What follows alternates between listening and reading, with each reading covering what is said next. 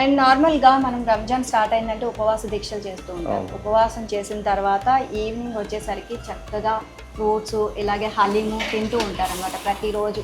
ఈ నెలంతా కూడా ఇదే.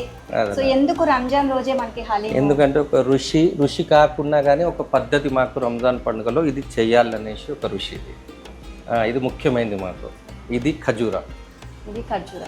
ఉపవాసం దీక్షకి ఇది కంపల్సరీ, ఇది రెండు కావాలి. ఇది పడుతుంది అట్ట.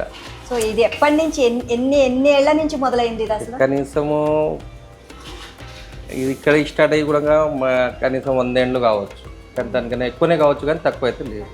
ఎందుకు ఇది హైదరాబాద్ ఫస్ట్ సౌదీ నుంచి స్టార్ట్ అయింది ఇది.